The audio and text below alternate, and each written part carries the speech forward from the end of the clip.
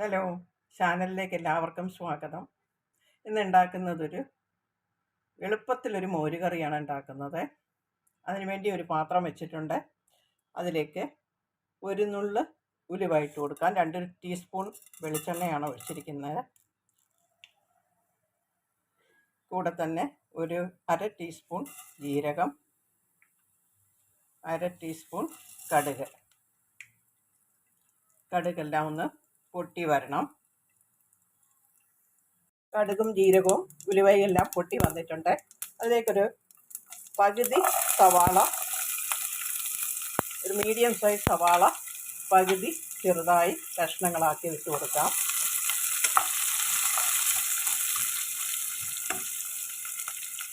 കൂടെ 2 പച്ചമുളക് കഷ്ണങ്ങളാക്കിയത്, വേപ്പില,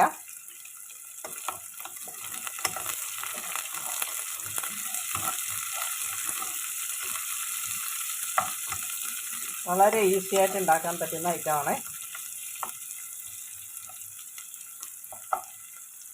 ഇതൊന്ന്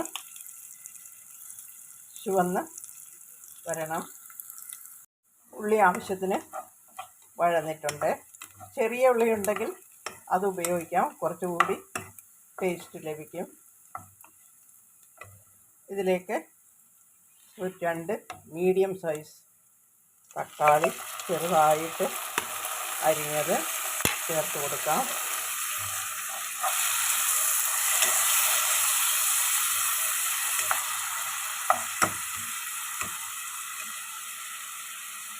കുറച്ച് ഉപ്പിട്ട് കൊടുക്കാം.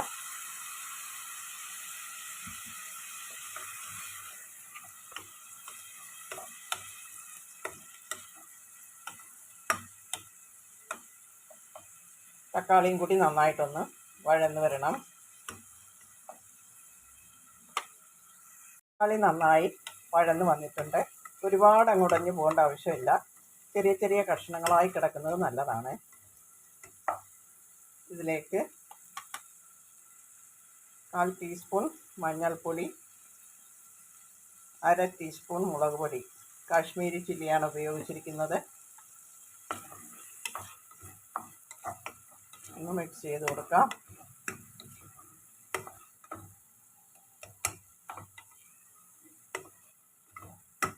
പച്ചമണം ഒന്ന് പോയി കിട്ടണം.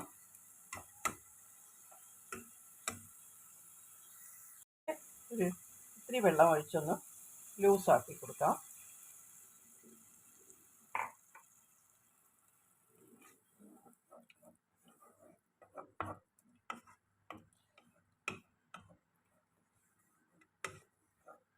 ഇതൊന്ന് തിളയ്ക്കണം. അതിനുശേഷം തൈര് ചേർത്ത് കൊടുക്കാം. കൂട്ടാൻ തിളച്ചിട്ടുണ്ട്. അതിലേക്ക് തൈര് ഒഴിച്ചു കൊടുക്കാം. തൈരല്ല, ഞാൻ കുറച്ച് ലൂസാക്കിയതാണ് തൈരിനെ.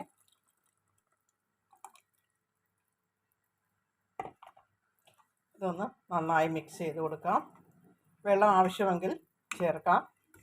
ഞാൻ ഒരുപാട് വെള്ളം ചേർക്കുന്നില്ല. ഒന്ന് ഇളക്കി കൊടുക്കാം. ഇനി ഒരുപാട് തിളയ്ക്കേണ്ട ആവശ്യമില്ല. തൈരൊന്ന് ചൂടായി കിട്ടിയാൽ മതി. ഉപ്പ് പാകത്തിനാണോ എന്ന് നോക്കണം. മോരുകറി നന്നായി ചൂടായിട്ടുണ്ട്. ആവി വന്നാൽ മാത്രം മതി, തിളയ്ക്കേണ്ട ആവശ്യമില്ല. വളരെ വേഗത്തിൽ ഉണ്ടാക്കാൻ പറ്റുന്ന ഒരു സിമ്പിൾ കറിയാണ്. ചോറിന് നല്ല മാച്ചായിട്ടുള്ളതാണ്. നിങ്ങൾ ഉണ്ടാക്കി നോക്കണം. ഉണ്ടാക്കിയിട്ട് ഇഷ്ടപ്പെട്ട ലൈക്ക് ചെയ്യാനും സബ്സ്ക്രൈബ് ചെയ്യാനും മറക്കല്ലേ. Thank you.